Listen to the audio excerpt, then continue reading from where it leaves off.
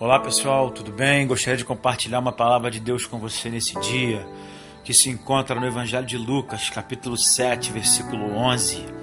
Em dia subsequente, dirigia-se Jesus a uma cidade chamada Naim, e iam com ele os seus discípulos e numerosa multidão. Como se aproximasse da porta da cidade, eis que saía o enterro do filho único de uma viúva, e grande multidão da cidade ia com ela.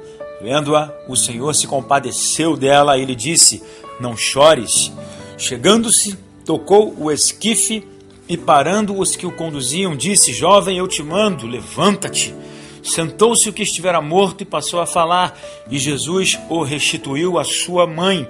Todos ficaram possuídos de temor e glorificavam a Deus, dizendo: grande profeta se levantou entre nós e Deus visitou o seu povo.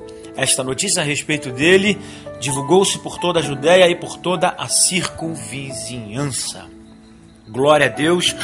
O tema que eu gostaria de compartilhar com você nesse dia, queridos, é ressuscita-me.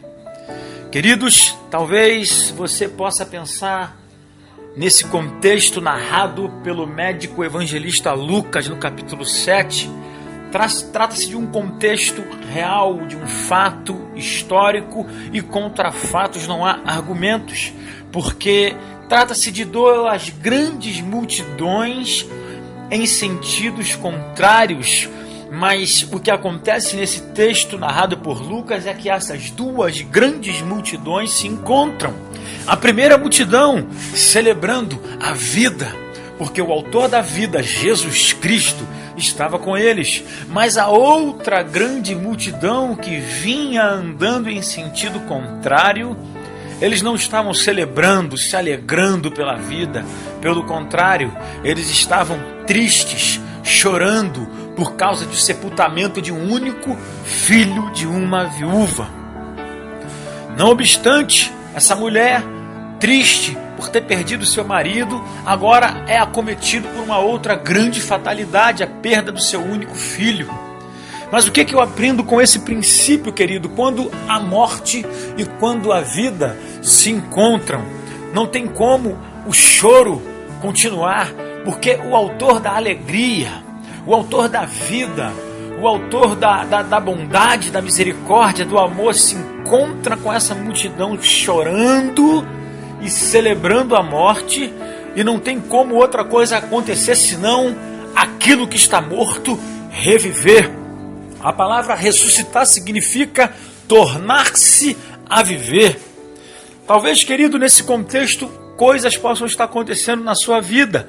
Quando Jesus se encontrou, ou a multidão liderada por Jesus se encontrou com essa multidão chorando pela morte desse filho, dessa viúva, Jesus tocou no caixão desse menino e esse menino tornou-se a viver. O que eu aprendo? Talvez tem situações e coisas na sua vida que possam estar mortos. Talvez o seu casamento, a vida dos seus filhos, o seu futuro, o seu projeto, os seus sonhos. Talvez aquilo que começou bem morreu, definhou, está se prostrando, mas nesse dia Jesus tem uma palavra para você. Jesus está tocando nos seus sonhos, nos seus projetos, no seu casamento, na vida dos seus filhos, no seu futuro. E a palavra que Ele diz para você hoje, nesse dia, é: ressuscita.